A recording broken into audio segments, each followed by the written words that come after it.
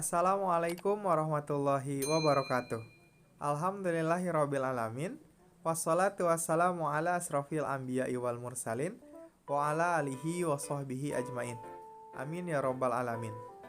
Puji serta syukur mari kita panjatkan kepada Allah Subhanahu wa taala karena berkat rahmat dan kasih sayangnya kita masih diberikan kesehatan, masih bisa berkumpul dalam pembelajaran bahasa Indonesia di kelas 9 tentunya bersama Bapak yaitu Muhammad Fahri.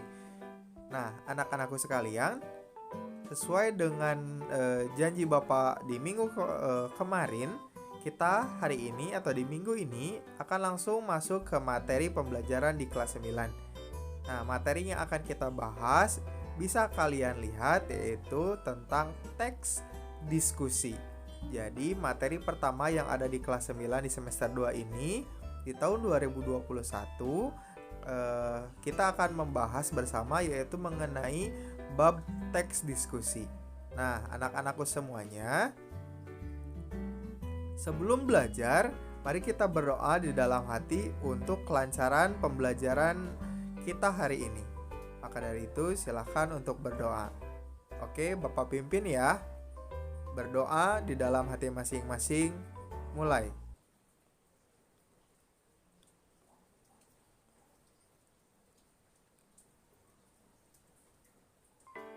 Ya, berdoa selesai. Nah, selain itu, Bapak juga tak lupa akan mengingatkan bahwa tetap jaga kesehatan dan patuhi protokol kesehatan dengan cara 3M, yaitu menggunakan masker, mencuci tangan, dan menjaga jarak. Nah, agar kalian terhindar dari virus atau pandemi COVID-19 yang masih merajalela di Indonesia. Nah, anak-anak semuanya, mari kita sama-sama agar tidak bertele-tele dan tidak lebih jauh lagi, kita membahas tentang materi teks diskusi ini. Nah, oke, sebelum itu kompetensi dasar yang akan kita pelajari, yang akan kita bahas yaitu kalian bisa baca yaitu mengidentifikasi informasi teks diskusi berupa pendapat baik itu pro maupun kontra dari permasalahan yang aktual yang dibaca dan didengar. Jadi itu adalah kompetensi dasarnya yang akan kita bahas kali ini. Kemudian, tujuan pembelajaran kali ini apa sih? Nah, tujuan pembelajarannya itu kalian setelah belajar ini akan mampu mengidentifikasi sebuah informasi yang ada di dalam teks diskusi. Apa itu informasi yang ada di dalam teks diskusi?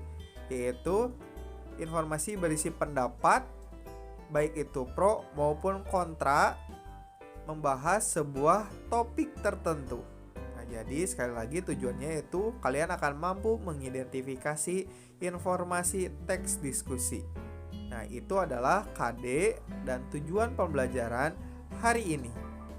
Nah, anak-anakku sekalian, Bapak ingin tanya nih, kalian tahu gambar yang ada di dalam slide itu tentang apa?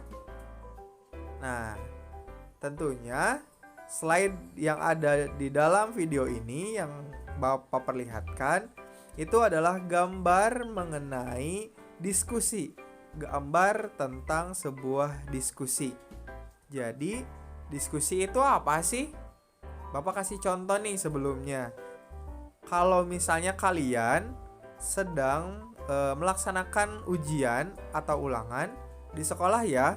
Nah, kemudian kalian melakukan diskusi untuk mengetahui jawaban soal yang diberikan. Apakah itu diskusi yang baik? Nah, tentu saja tidak ya. Itu adalah salah satu diskusi yang tidak baik. Tapi misalnya kalau kalian di sekolah, Bapak kasih materi pembelajaran, kemudian Bapak suruh kalian diskusi tentang materi tersebut agar kalian tahu dan paham materi yang Bapak sampaikan. Jadi apakah itu diskusi yang salah? Nah, kalau yang itu diskusinya diskusi yang benar. Jadi kalau kalian diskusi mengenai soal ulangan, maka itu salah. Itu tidak boleh. tapi untuk diskusi mengenai pembelajaran agar kalian paham, maka itu sangat diperbolehkan. Jadi, apa itu teks atau apa itu diskusi? Kita jangan dulu ke teks ya, tapi apa itu diskusi? Nah, nih Bapak kasih tahu ya. Menurut KBBI, diskusi itu pertemuan ilmiah untuk bertukar pikiran mengenai suatu masalah. Di garis bawahi ya, yaitu bertukar pikiran. Itu adalah diskusi. Nah, jadi diskusi itu adalah suatu interaksi komunikasi yang terjalin antara dua pihak, baik itu individu antar individu, kemudian individu antar kelompok, atau kelompok dengan kelompok. Yang penting itu ada interaksi komunikasi bertukar pikiran. Jadi intinya apa diskusi itu? Inti dari diskusi yaitu bertukar ide atau gagasan, pendapat mengenai sebuah topik yang dibahas. Intinya diskusi adalah bertukar ide, gagasan, pendapat, pikiran mengenai sebuah topik yang dibahas. Misal nih contoh. Nah, Bapak kasih kalian clue topik tentang sepak bola misalnya. Silahkan kalian diskusikan tentang sepak bola. Nah, kalian bisa bertukar pikiran dengan teman-teman kalian. Apa sih sepak bola itu? Olahraga yang seperti apa? Contohnya kayak gimana? Nah, itu adalah tentang diskusi, yaitu bertukar pikiran atau ide atau gagasan. Sampai sini paham ya apa yang dimaksud dengan diskusi? Oke, kalau paham, nah Bapak jelaskan lebih rinci lagi ya. Kalau tadi itu tentang diskusinya, nah kalau ini adalah tentang teksnya. Jadi, kalau tadi kalian sudah tahu apa itu diskusi, jadi teks diskusi itu apa sih? Kalau teks diskusi itu sendiri apa? Ayo, coba jelaskan. Oke. Nah, teks diskusi yaitu menyajikan sebuah pendapat, sudut pandang, atau perspektif. Perspektif itu pola pikir yang berbeda terhadap suatu masalah. Pendapat itu berupa persetujuan atau pro terhadap topik dan juga bisa berupa bertentangan atau kontra. Pak bingung maksudnya apa? Jadi inti dari teks diskusi adalah isi teksnya berisi dua pendapat mengenai suatu hal atau topik. Pendapatnya apa saja? Nanti di dalam teksnya itu misalnya ada pendapat pro-nya, ada pendapat kontranya. Contoh, misal kalian Bapak tugaskan untuk membuat sebuah teks diskusi 3 paragraf. Nah, paragraf pertama itu kalian bisa isi dengan topik apa yang akan dibahas, dijelaskan. Kemudian paragraf kedua itu nanti pendapat pro-nya terhadap topik itu. Kemudian paragraf ketiga pendapat kontranya terhadap topik itu. Nah, untuk hal ini nanti Bapak jelaskan di struktur ya. Nah, jadi intinya teks diskusi itu yaitu berisi sebuah teks yang ada pendapatnya, yaitu pendapat pro maupun pendapat kontra. Ingat ya, dalam teks diskusi berarti ada pendapat pro, ada pendapat kontra. Nah, lanjut ya. Kemudian tujuan teks diskusi itu apa? Yang pertama, untuk mencapai kesepakatan dari pihak pro dan kontra terhadap suatu gagasan. Jadi, pihak pro dan kontra disatukan, kemudian nanti disimpulkan dan ada kesepakatan, persetujuan. Kemudian yang kedua, untuk meyakinkan orang lain terhadap topik yang dibahas. Nah, jadi ketika ada kubu pro dan kontra, kemudian digabung, dibahas, ada kesepakatan, maka orang lain yang mendengar, membaca sebuah diskusi itu, maka akan yakin akan suatu hal yang dibahas itu. Yang ketiga, untuk menguji kebenaran sebuah topik.